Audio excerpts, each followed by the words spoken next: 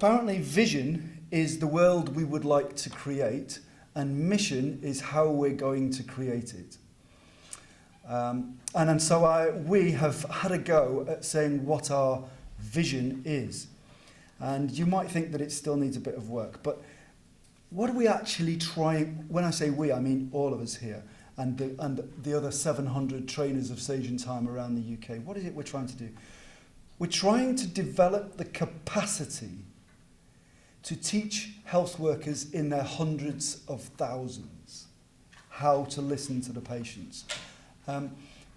Therefore, we want a world. What would the world be like? We want a world so that when it's our turn to be ill, as will definitely happen, when it's our turn to be ill, we're cared for by health and social care staff who know how to listen to us.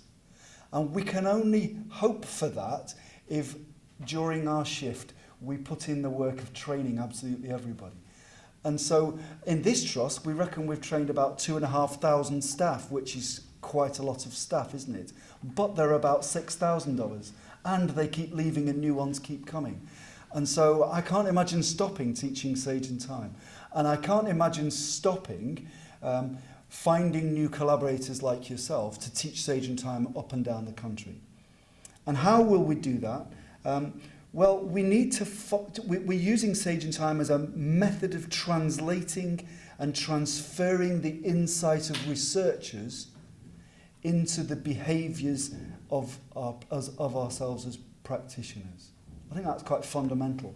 That it's about the research. It's not just about what a bunch of people think is important. It's about helping that research make it into people's clinical practice. And so as well as vision and as well as a mission, apparently for things to work you have to have some principles. And that I suggest to you that these are the principles. Feel free to say to us afterwards that it could be different. They could be different principles. But we have to be familiar with the evidence. We're health workers.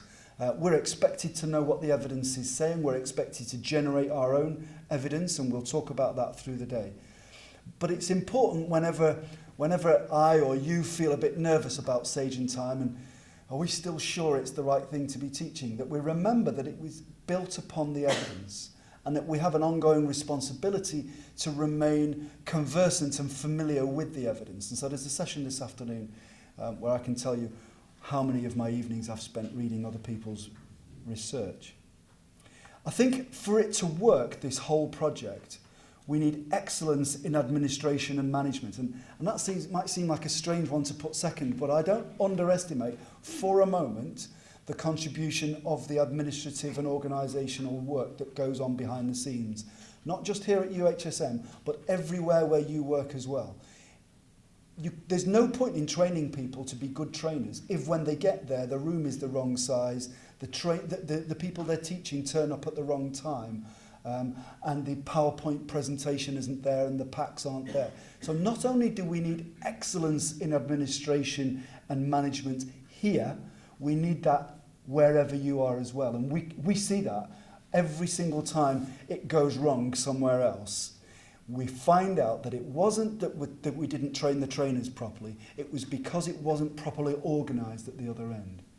And I'm proud to say that whenever there's been a workshop run across the UK in Sage in Time and the packs haven't been there, it's never been our fault.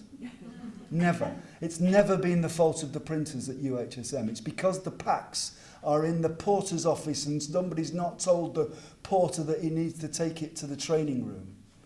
And that's because we employ people here who know how to organise things.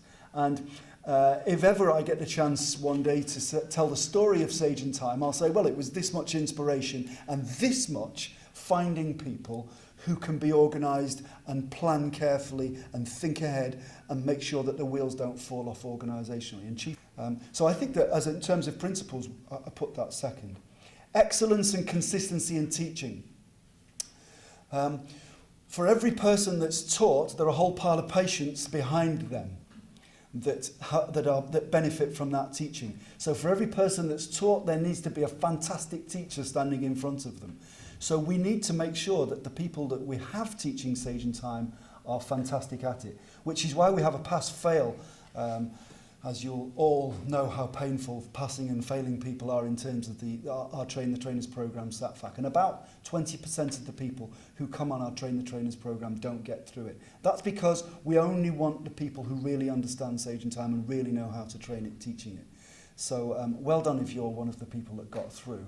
But remember that there are all sorts of other people who would like to be trainers of Sage and Time but just don't quite have all of the expertise to be able to do that. And we have the difficult task of saying not everybody can do it. Rachel and Amanda have just turned up and they've just missed me saying how important all the administration is. So I'll say it one last time. Without you, none of this works. And that therefore, you might have argued that we should have given Sage and Time away really and made it freely available to everybody. But we think that probably we've got further with it. It's been disseminated further because we charge for it, because people realise that it has value, and that because we have charged for it, we are able to fund the infrastructure that keeps the whole shebang going. So that's an important principle as well. And then finally, it's all about simplicity and clarity, trying to be clear and trying to be simple. Since the last conference, we've had some important new licence holders. East Sussex NHS Trust, Chiltern CCG, that's our second CCG. So as the government reorganises the NHS, we used to have strategic network licences for Sage and Time, didn't we, Joe? And then they abolished strategic networks. Strategic Health Authorities, sorry. Then we had cancer networks, so they abolished cancer networks. We then had PCT licences, but they abolished PCTs. And so now we have some licences for Sage and Time that are on the clinical commissioning groups. And so we have to move as the NHS gets endlessly reorganised. We never had anybody in Wales for a very long time, and now we do. So the Aneurin Bevan University Health Board, we have a hearing from them this morning. Great to have some penetration of Sage and Time into Wales at last. Scotland were early adopters, and Northern Ireland have been very enthusiastic adopters. So Wales here now. You're going to hear from Catherine Hopkins. Catherine is speaking at our conference. She's a consultant nurse in palliative care, as I am, and she's worked at the Royal Free, and she's led the group that in Northwest London have done a very significant amount of Sage and Time training. She's about to retire, and this is the last conference that Catherine is speaking at, so I'm delighted that she's here today. She's been an inspiration to me for many years. We also have Imperial College, Milton Keynes Council, so we've got a council buying into it, and Stoke and Staffordshire and Stoke. We published our second paper. Joe and I promised ourselves that we will never undertake research into Sage and Time again because it was such an exhausting and exacting process, and getting it published was just such hard work. So there will be other research, there are other papers to come, but we won't be doing it. Running Sage and Time and organising Sage and Time across the UK is plenty of work for us. We'll collaborate with other researchers, but getting our second paper published was a huge achievement. We're delighted with that. We hope you've all read it. There's another paper to be published from Nottingham University. We're expecting a paper to be published from Manchester University on Sage and Time with district nurses. Jane Griffiths described that at this conference once before, but getting the paper published is something that's going to happen, I hope, in 2015. Newsletter, new licences, Boots you're going to hear from, and Palliate you're going to hear from.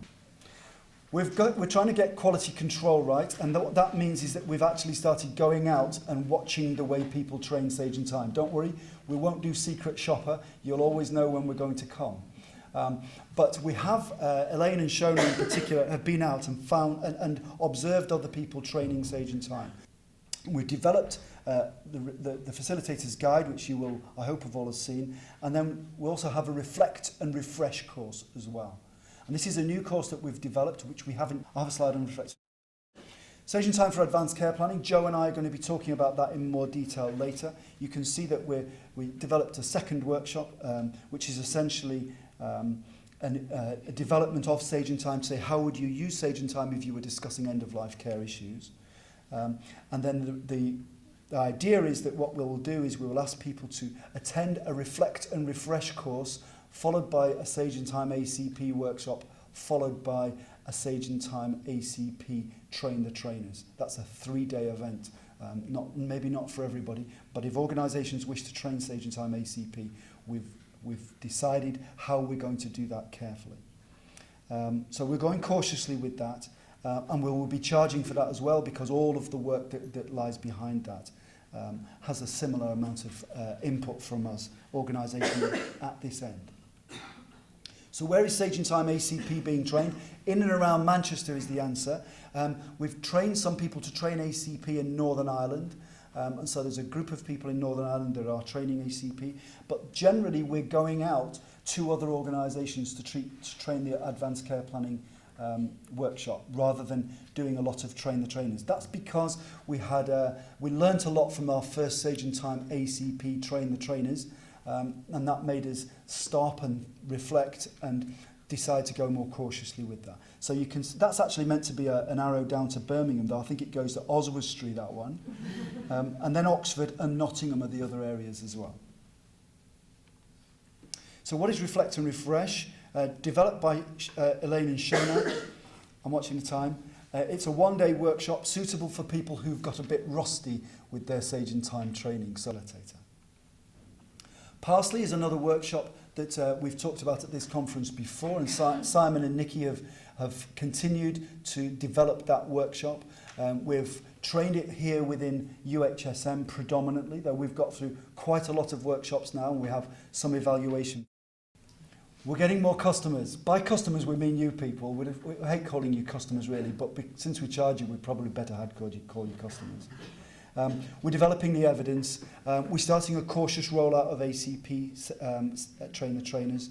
We're going to keep on banging away at quality assurance, and we'll have this new Reflect and Refresh.